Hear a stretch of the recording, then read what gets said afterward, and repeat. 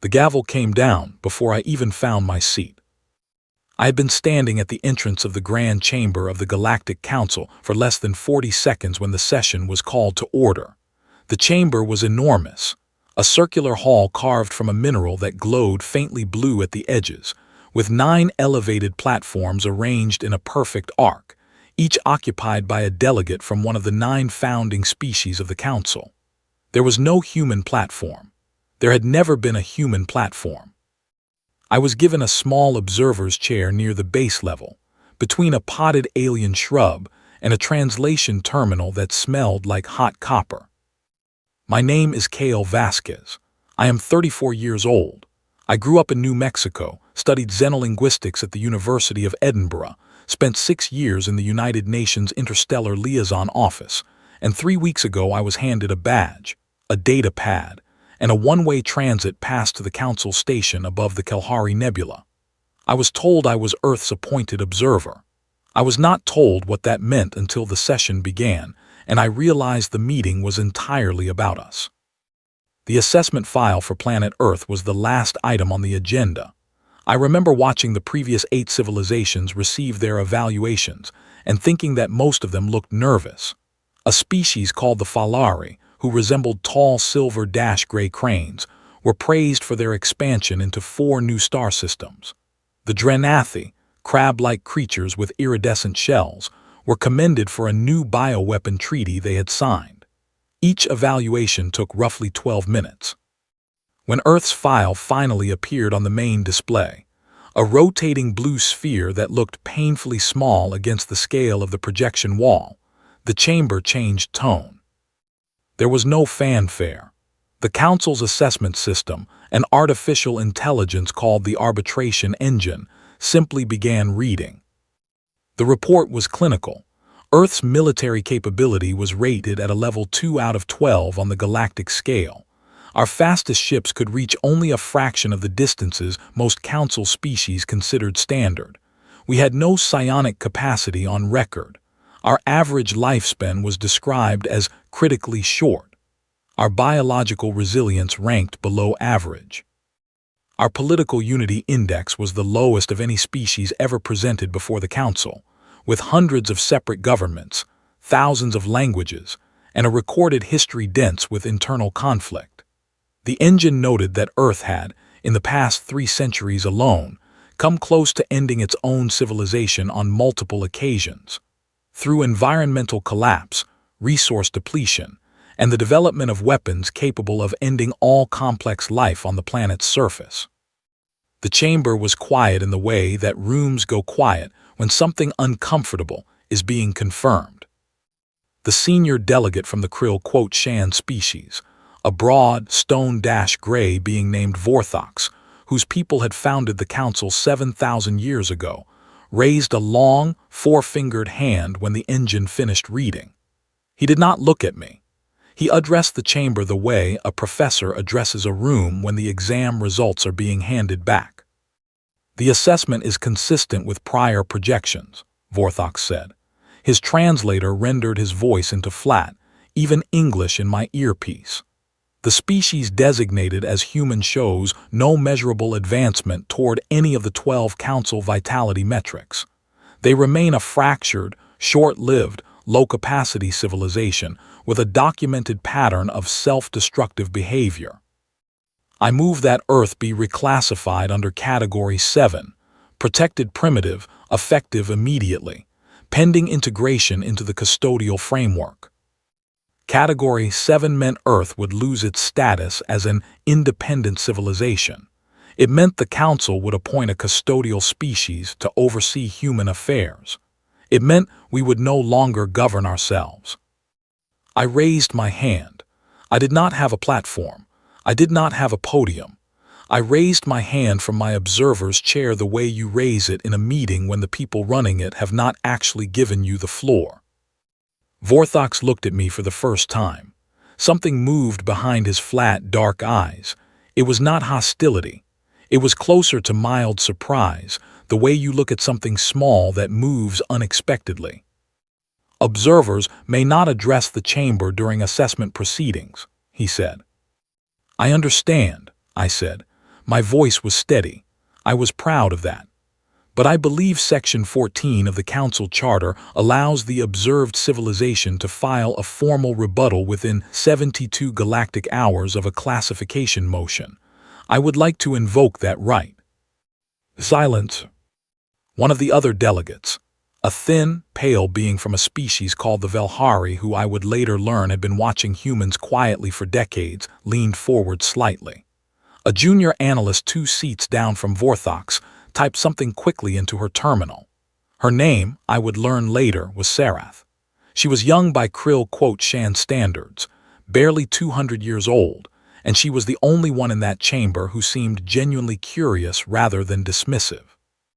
Vorthox spoke after a pause that lasted exactly long enough to feel deliberate.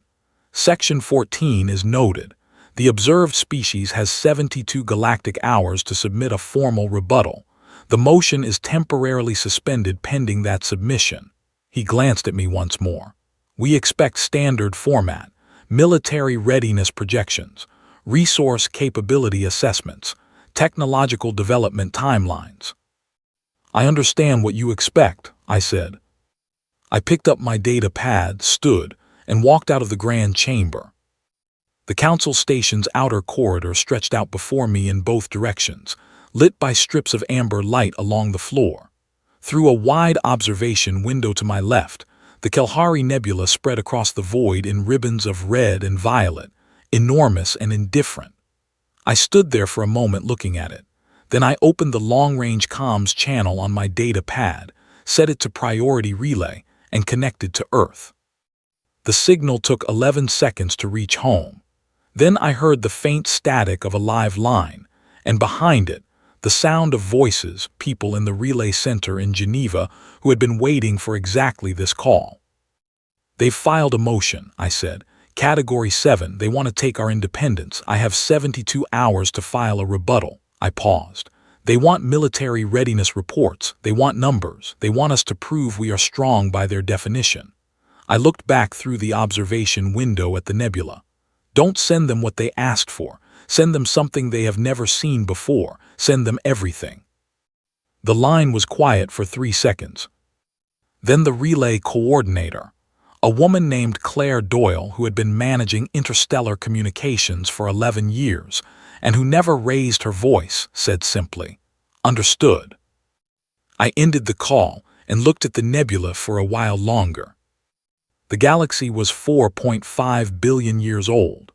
The Krill-Shan had been traveling among the stars for 7,000 years, and in 72 hours, they were going to find out what it meant to make a decision about a species without properly understanding what that species was made of. I went back to my room, sat on the narrow bed, and waited. I was not afraid. I was something harder to name than afraid. I was certain. 6 hours after my call to Earth, the first data package arrived.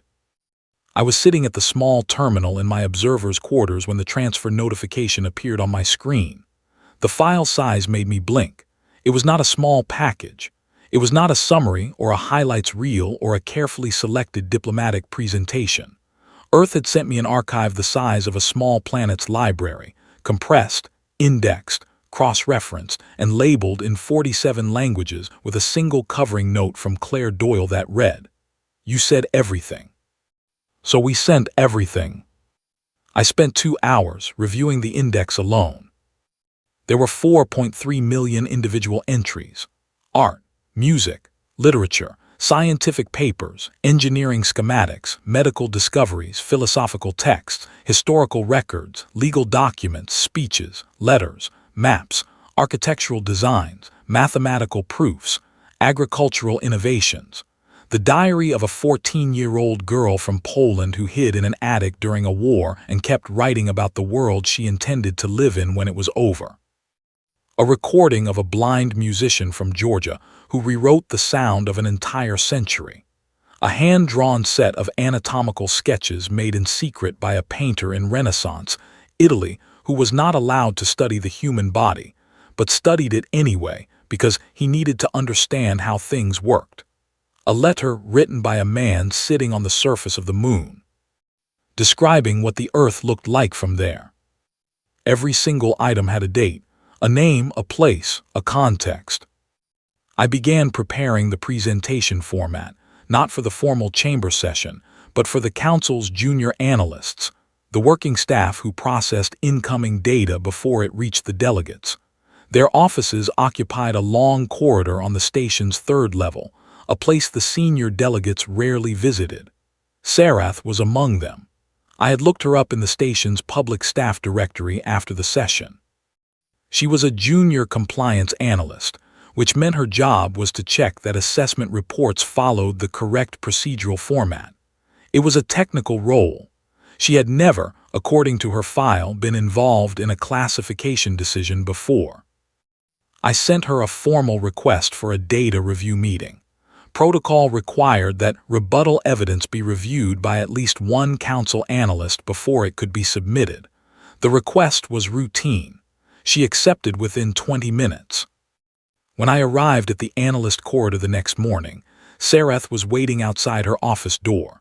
Up close, she was smaller than she had appeared in the chamber. Her people were broad rather than tall, with dense gray-blue skin and eyes set wide apart, dark as polished coal. She wore a junior analyst's insignia on her collar, a small silver ring. She looked at the volume of data I was carrying on my portable drive with an expression I could not immediately read. "This is your rebuttal submission?" she asked. "Part of it," I said. We went inside. Her office was neat and precise, the way offices look when the person using them takes their work seriously. She cleared space on the review table, connected my drive, and waited. I did not start with the obvious things. I did not start with scientific achievements or engineering feats. I started with the archive entry numbered 1 in my own custom index, a painting made in a cave in what is now southwestern France, approximately 17,000 years ago. A human hand, pressed flat against a stone wall, with pigment blown around the fingers to leave a negative image. A silhouette of a hand that had reached out and said, in the only language available, "I was here." Sarath looked at it for a long time. "Who made this?" she asked. "We don't know," I said. "We never found out. No name, no record, just the hand." "Why is it in a rebuttal submission?" "Because whoever made it had no pen, no paper, no light except fire, and they still found a way to leave something behind." I scrolled forward. That instinct, the need to mark existence, to make something, to say I was here, that is the thread that runs through every single item in this archive. I took her through 200 entries over the next 3 hours. Not a lecture, a conversation. I pulled items at random, let her stop me, answered her questions, asked her some back. She was precise and careful in how she framed things, a quality I respected. She did not perform enthusiasm or discomfort. She simply engaged, and engagement in a being evaluating something unfamiliar was the best possible sign. At entry 87, a recording of a symphony written by a composer who had been deaf for the last decade of his life, she asked me to pause the playback. "He could not hear this," she said. "It was not a question." "No." "Then how did he write it?" "He heard it in his mind. He had spent so many years learning music that he could compose without sound. He heard what he imagined, not what was in the air." She was quiet for a moment. Then she said, "What is it called? The way your kind experiences sound that is not there." "Imagination," I said. "Though in his case music theory, the architecture of sound without the sound itself." She made a note on her terminal. I did not ask what the note said. At entry 204, a short text by a philosopher who had lived and worked in ancient Greece, she asked me to explain the concept of legacy. Why humans seem to invest so much energy in things that would outlast them when their own lives were so short. "Because the shortness is the reason," I said. "If you live for 800 years, there is always more time.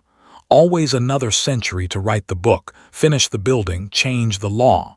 We have 70, 80 years if we are fortunate. So we work as if the deadline is real, because it is." Sarath set down her stylus. She looked at me the way someone looks when they are not sure whether what they are feeling is sadness or something they do not have a word for. "I am 211 years old," she said. "In Cryaltian terms, I am a young adult. I have not yet chosen my permanent field of work. I have not yet built my residence. I have not yet completed the first phase of my formal education." She paused. "You are 34. "Yes." "And you are already here, doing this." "Yes." She looked back at the display, where the philosopher's text still glowed on the screen. "In 200 years," she said quietly, mostly to herself, "I have never thought about time the way that sentence makes me think about it." I let the silence sit for a moment. Then I said, "That's one of the reasons I brought the archive." We worked through another 100 entries before she stopped me again, this time at a medical case study from the 20th century, detailing the development of a treatment for a disease that had ended the lives of millions of children per year worldwide. The treatment had been developed by a researcher working in a poorly equipped facility in Edinburgh with limited funding, who had failed over 300 times before the breakthrough came. 300 failures, Sarath said. "Yes." And he continued. I said, and yes, she continued. Did she know she would eventually succeed? No, I said. She knew only that stopping was worse than continuing. Sarath made another note. Then she leaned back slightly, which I had learned was a Cryaltian gesture of considered thought, and said, "Delegate Vorthox will ask you to present military capability data. He has already circulated a memo to the senior analyst team indicating that any rebuttal not conforming to standard classification metrics will be procedurally ineligible." "I know," I said. "This archive would not be accepted under standard classification metrics." "I know that too," I looked at her. "Is it ineligible under your review?" She considered the question carefully. The cold dark eyes moved across the hundreds of entries still queued on the screen. "The charter does not specify what form a rebuttal must take," she said finally. "It specifies that the rebuttal must address the grounds of the classification motion. Delegate Vorthox's motion was based on a comprehensive vitality assessment. A comprehensive response to vitality could be argued to encompass cultural, intellectual, and developmental data as well as military metrics." She paused. "That is my legal reading of the text." "Thank you," I said. "I am not advocating for your species," she said quickly. "I am applying the charter."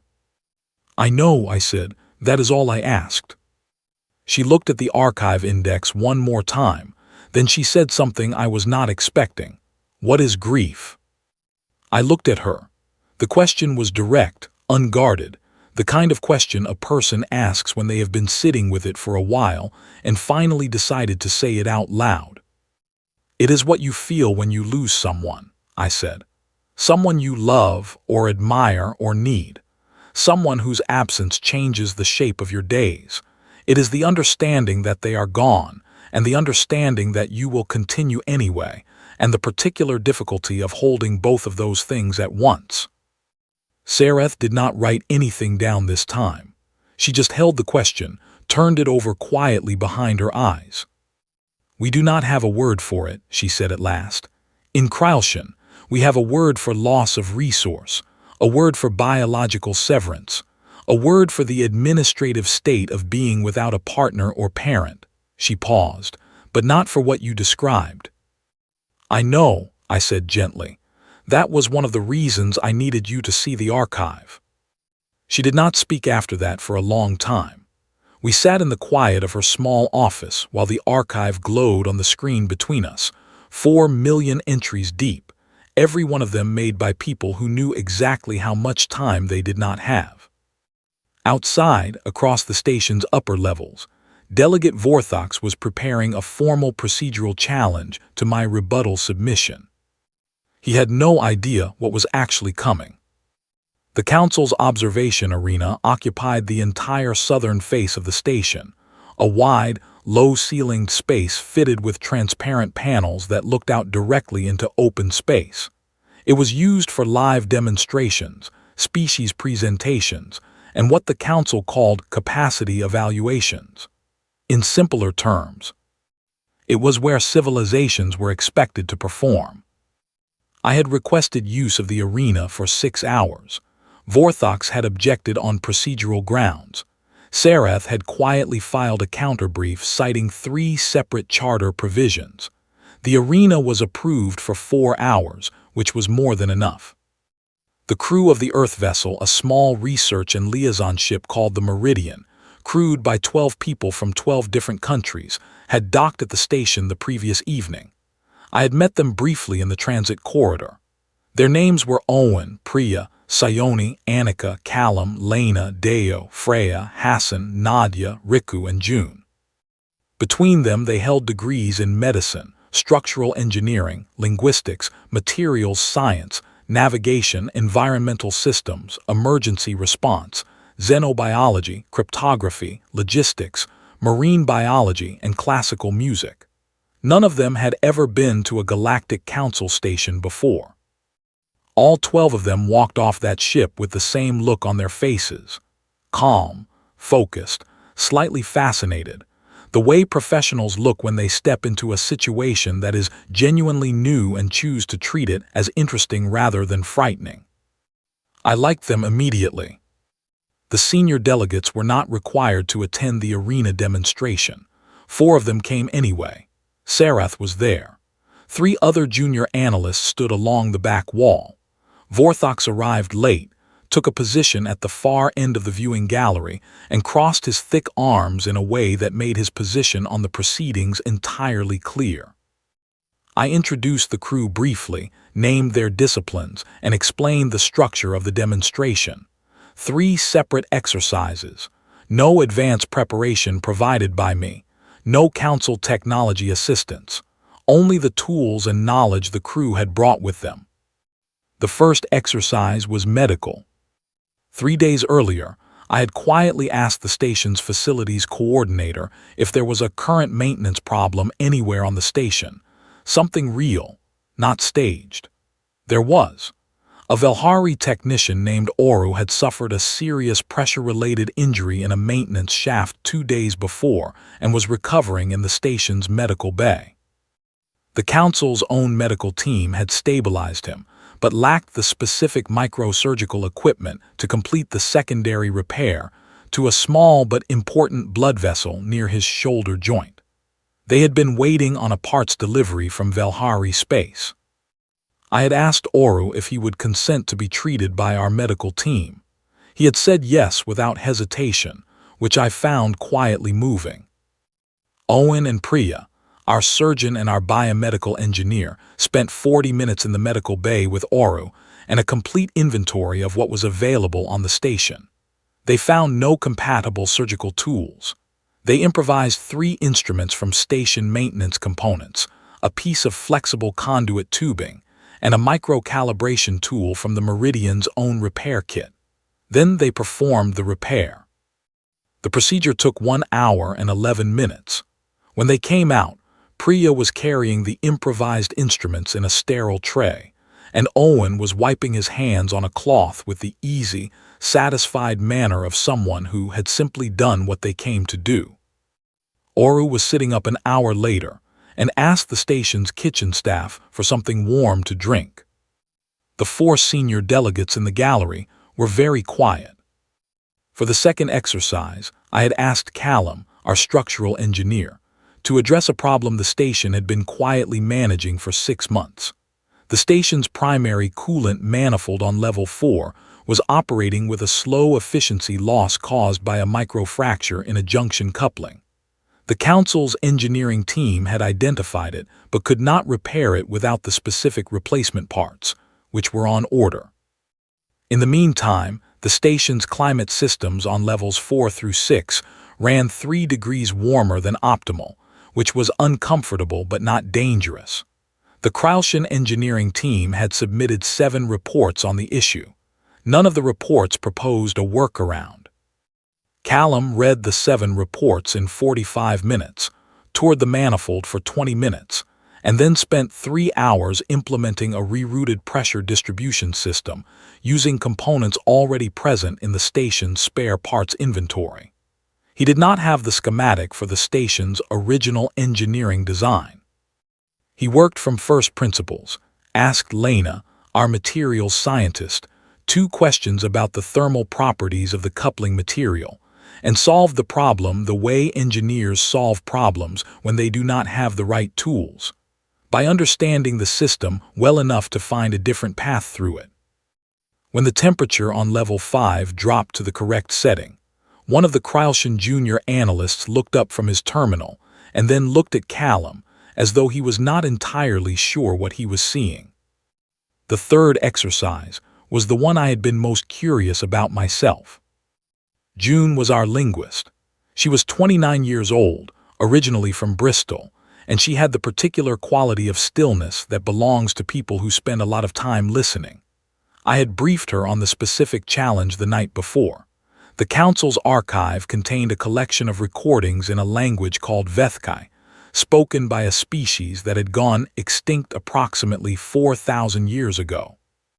The Vethkai had made contact with the early Council and left behind a collection of audio recordings and carved text fragments before their civilization ended. The recordings had never been fully decoded. They were used as a standard benchmark test in Council's xenolinguistic training programs. Most trained Council linguists reached approximately 40% comprehension after 6 months of dedicated study. I gave June the full archive of Vethkai material. I gave her 18 hours. She stood at the arena's main display, pulled up the recordings and the carved fragments side by side, and began working through them in front of the gallery. Not silently, she narrated her process, speaking quietly into her translation headset, nodding patterns aloud, backtracking when something did not fit, cross-referencing the carved text against the audio in a way that reminded me of watching someone solve a puzzle that they found genuinely enjoyable. After 1 hour and 43 minutes, she turned to the gallery and said she had reached approximately 62% comprehension and could provide a working translation of the oldest complete Vethkai recording. She played it, then she translated it, sentence by sentence, into English, and Sarath, standing at the back of the room, translated it simultaneously into the Council's common language for the delegates. It was a record of a harvest season, a farmer describing the smell of rain on dry soil, the sound of the work, the names of the people working beside him. 4,000 years old, spoken by a species that no longer existed, and entirely, unmistakably about the same things all farmers in all places have always thought about: the work, the weather, and the people standing next to you. The room was quiet for a while after that. Then Vorthok spoke. His voice came from the far end of the gallery, flat and deliberate. "These are impressive technical exercises," he said. "I do not dispute the competence demonstrated. However, the classification motion before this council is not based on competence in narrow circumstances. It is based on the consistent pattern of self-destruction your species has exhibited across your recorded history." He gestured at the display with one broad hand. "You have presented art and music, and a demonstration of field improvisation. You have not addressed the fact that your species has started over 200 large-scale organized conflicts in the last 3 centuries alone. You have not addressed the weapons your governments built that were capable of ending all complex life on your planet. You have not addressed the environmental collapse events your industrial civilization triggered. A species that nearly ends itself multiple times does not demonstrate vitality. It demonstrates a persistent danger to its neighbors." The gallery was very still. I had been waiting for this moment. I had thought about how to answer it for 2 days. I did not raise my voice. I did not perform indignation. I stood in the center of the arena floor and answered him the way you answer an argument that is partly correct and therefore more difficult to address than one that is entirely wrong. "You are right," I said. That surprised him. I could see it. "Everything you listed happened," I said. The conflicts, the weapons, the environmental damage, it is all in the record. We did not ask Earth to remove those items from the archive. We sent everything, including the worst of it. Because the worst of it is part of the answer, not a contradiction of it. I paused. Every atrocity in that record was eventually condemned. By us. Every weapon built for mass destruction was eventually challenged, limited, or dismantled by us. The environmental collapse events triggered the largest coordinated scientific and policy effort in human history, organized by us. No external force civilized humanity. No council intervention corrected our direction. We did it ourselves, imperfectly, slowly, painfully, and without stopping. I looked at him directly. You are evaluating us on the basis of our worst moments and concluding we cannot be trusted with our own future. But our worst moments are precisely the reason you should trust us with it, because we looked at those moments, judged them, and changed course. Not once, over and over. That is not a sign of danger.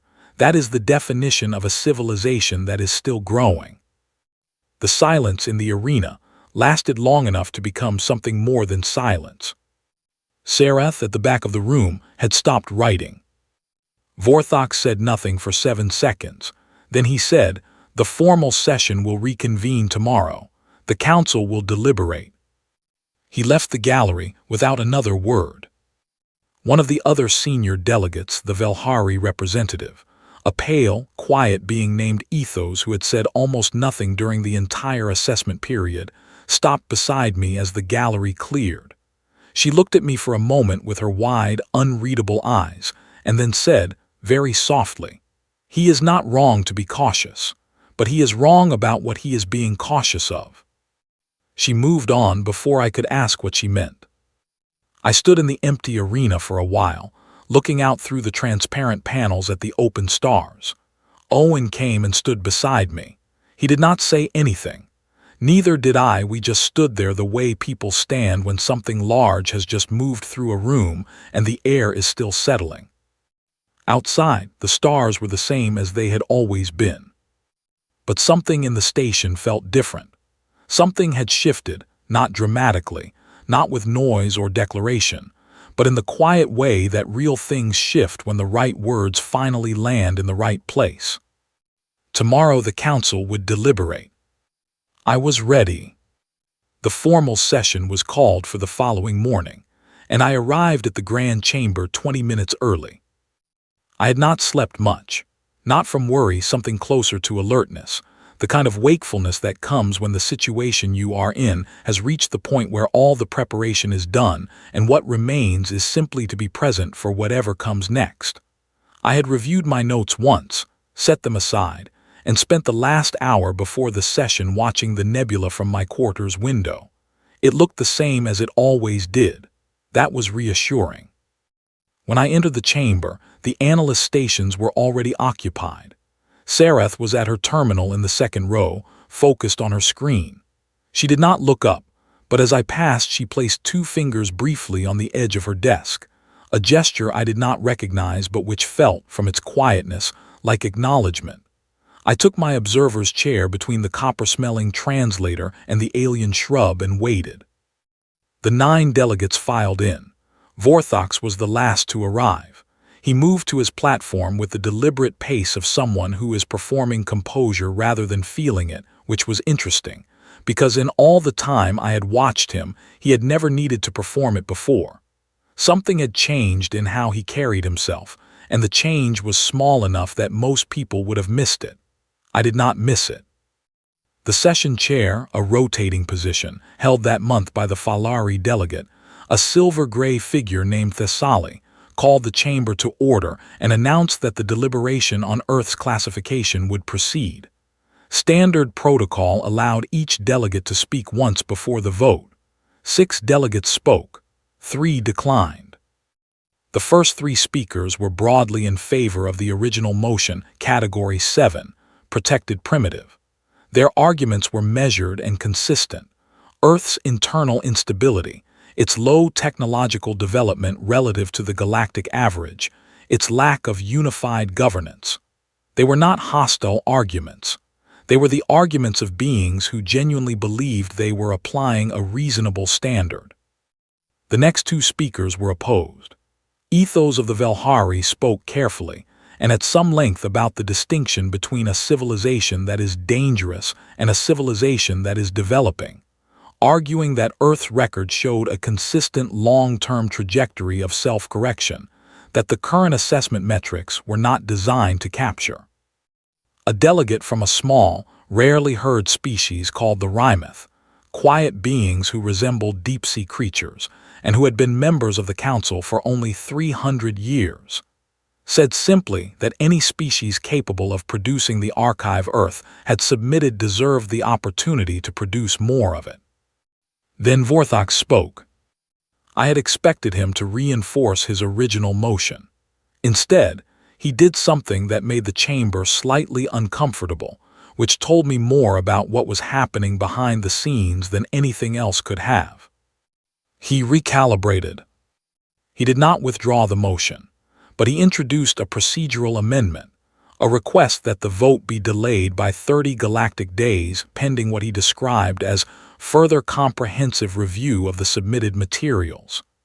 He cited the volume of the archive, the unusual format of the rebuttal, and the need for appropriate institutional assessment of unprecedented submission types. It was, on the surface, a reasonable request. Procedurally, it was entirely valid.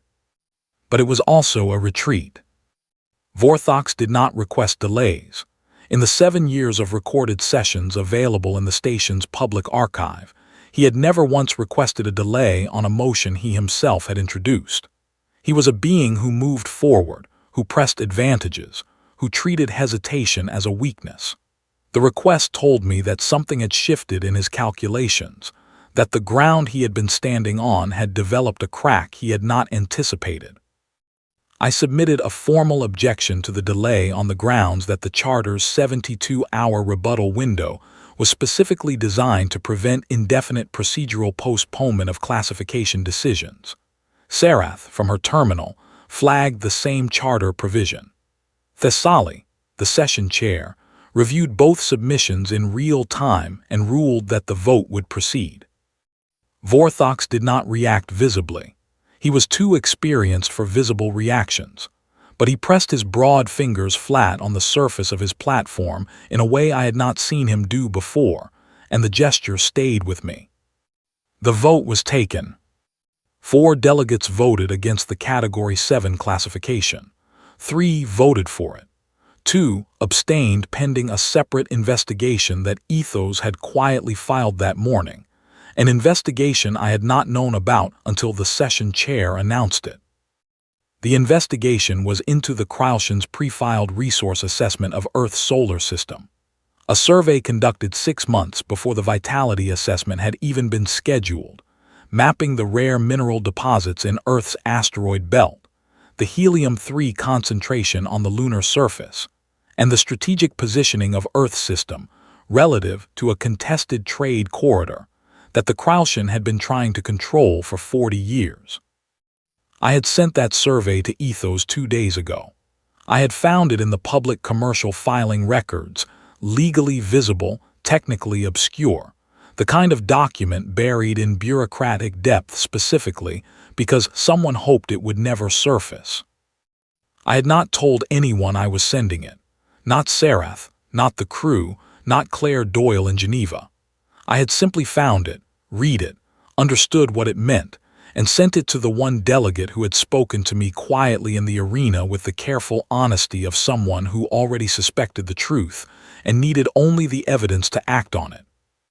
The session chair declared Earth's classification motion suspended pending the investigation's completion. Earth retained its independent status. The hearing was closed. That was the moment Vorthox looked at me. Not the look from the first day, not the mild surprise at something small moving unexpectedly. This was different. This was the look of a very experienced being recalculating a situation it had fundamentally misread. It was not anger. It was something more complex than anger.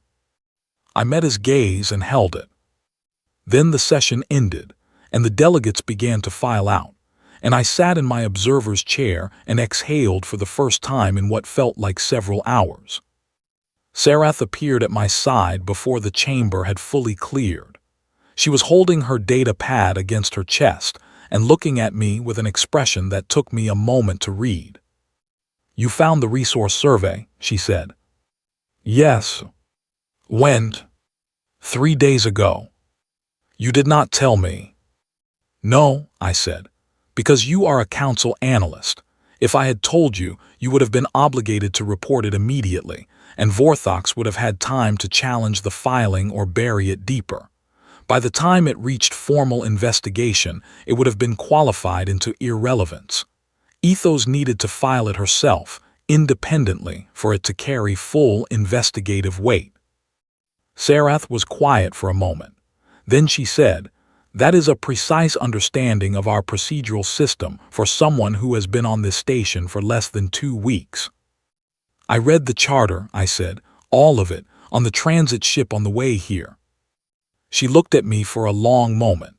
Then she said something in Kralshan that my translator rendered as a rough approximation of the concept.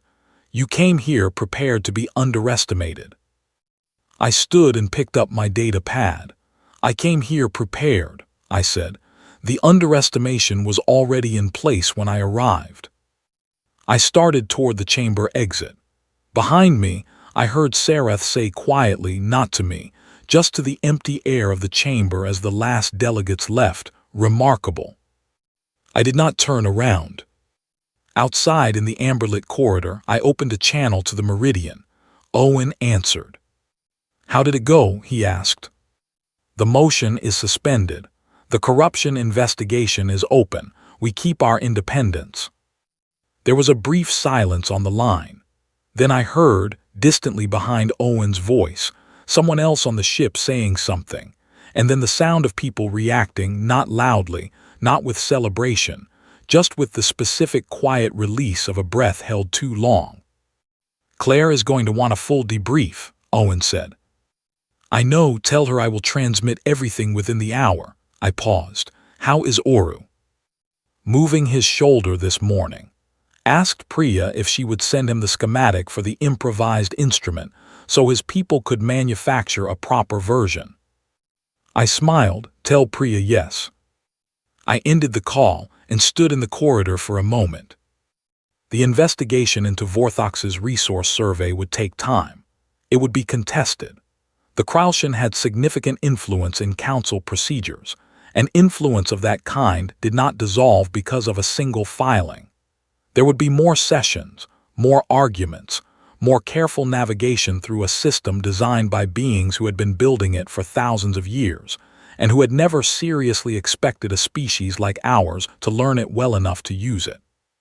But the motion was suspended. Earth was independent, and somewhere in the Council's records, an investigation had been opened that would not be easy to close. I started walking back toward my quarters. Halfway down the corridor, I passed the observation window with the view of the Kelhari Nebula, the same view I had stood at after the first session, when everything had seemed much less certain. I stopped and looked at it again. It still looked enormous. It still looked indifferent. But something in how I looked at it had changed. Not the nebula, me. I had come here as an observer. I was leaving as something the Charter did not have a precise category for, a being from a species the Council had assessed as weak, who had walked into the oldest political institution in the known galaxy with a hard drive full of human history and an understanding of its own rules, and had used both to prevent something that should never have been attempted in the first place. That felt like a thing worth noting. I noted it and kept walking. The investigation lasted 19 days. I spent most of them on the station, waiting, reviewing documents, and talking with Sarath. We had moved past the formal analyst-observer dynamic by the end of the first week. She would come to my quarters in the evenings after her shift, sit in the second chair by the terminal, and ask questions, sometimes about the archive, sometimes about specific humans she had read about in the records, sometimes about things that had no direct connection to the case at all. She asked me once what rain felt like. I told her it depended on the rain. She asked me to explain what I meant by that, and I spent an hour describing the difference between the cold spring rain that came sideways off the North Sea and the warm, heavy summer rain in New Mexico that smelled like wet earth and made the desert bloom. She listened carefully and made no notes. I think she was simply keeping it. The formal session reconvening Earth's classification status was scheduled for the 19th day, 3 hours after the investigation committee submitted its final report. The report was comprehensive. It documented that the Crouchon's Commercial Surveying Division had filed detailed resource assessments of Earth's solar system on 4 separate occasions over the past decade, each time to coincide with internal council discussions about expanding the vitality assessment schedule to include Earth.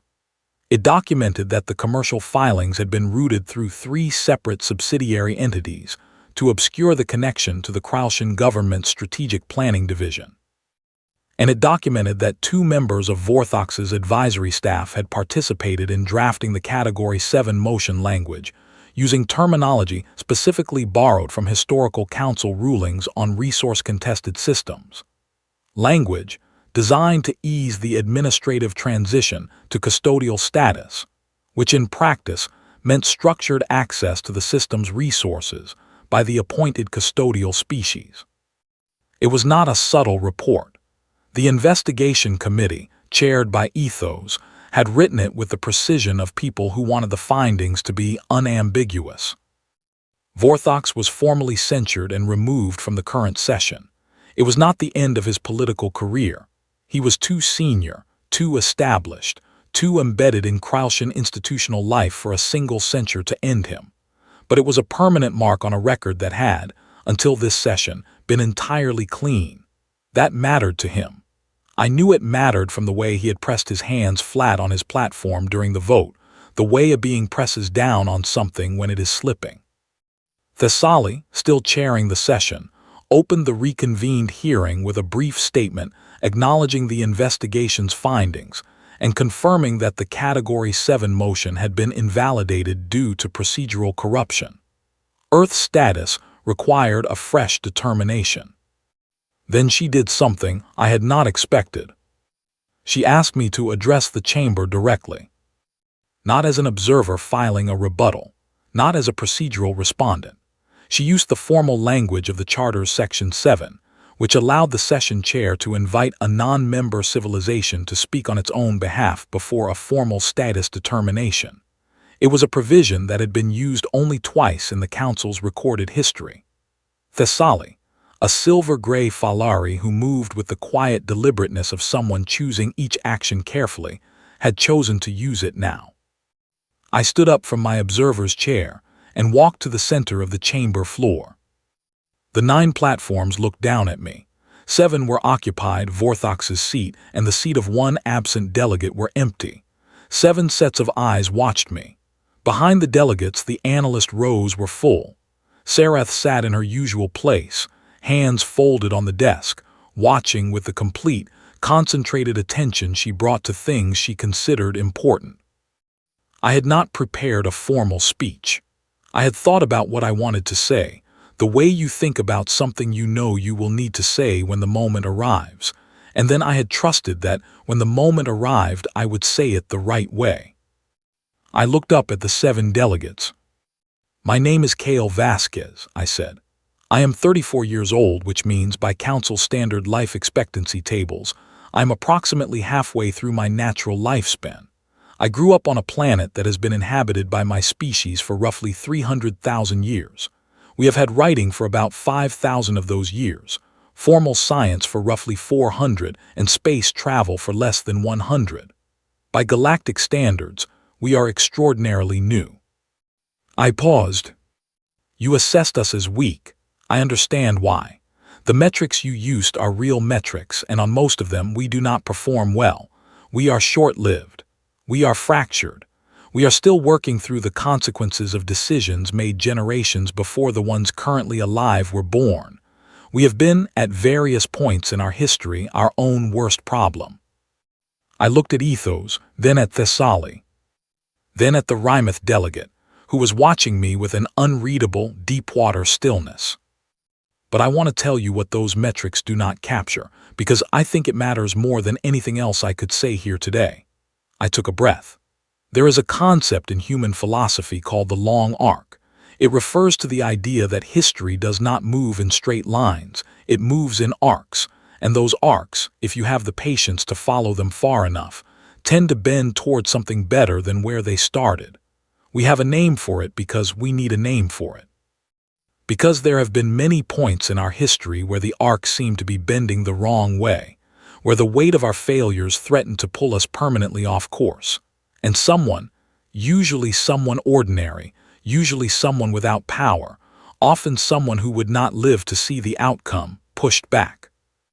I thought of the hand on the cave wall, the deaf composer at his desk, hearing a symphony in the silence, the researcher who failed 300 times and continued because stopping was worse. We are not the strongest species in this galaxy, I said. We are not the oldest, the most advanced, or the most unified. We are a young species from a small planet, still in the early chapters of whatever it is we are going to become. And we came here today not to prove that we are powerful. We came here to ask for the simple right to continue. The chamber was very quiet. Not because we deserve special consideration.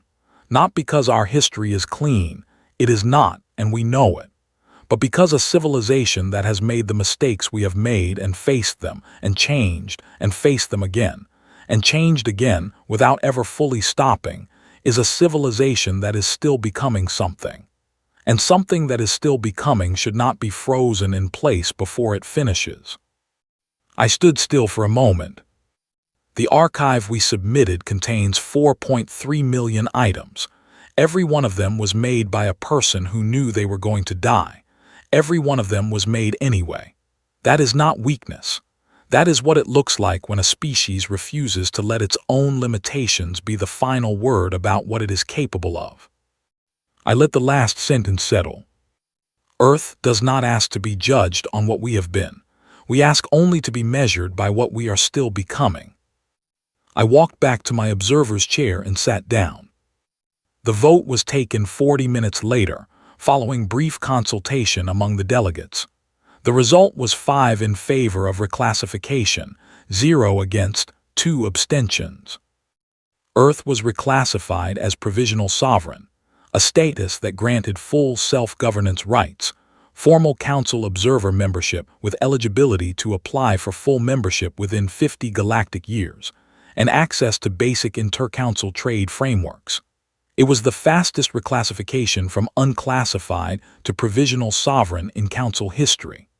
Thessaly noted this in the formal record without additional comment, in the way someone notes something they consider worth noting. The session closed. The chamber began to empty. I sat in my observer's chair for a while. I was not trying to feel the weight of the moment. That is a thing people say they do, and I have always suspected is mostly performed. What I actually felt was tired in the way that is entirely comfortable, the tiredness that follows a task completed rather than one avoided.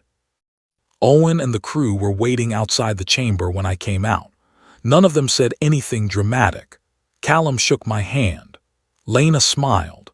Deo, who had been the quietest of the 12 during the entire week and who had an extraordinary stillness about him that I had come to deeply respect, simply nodded, and that nod communicated everything it needed to. June handed me a small folded piece of paper. I looked at her. "Old habit," she said. "Open it later." I put it in my pocket. Sarath found me in the corridor near the observation window, the same view of the Kalahari Nebula that I had stood at the beginning of all of this. She stopped a comfortable distance away and looked out at the nebula with me for a moment before she spoke. "The archive will be formally entered into the galactic record," she said. "I submitted the paperwork this morning.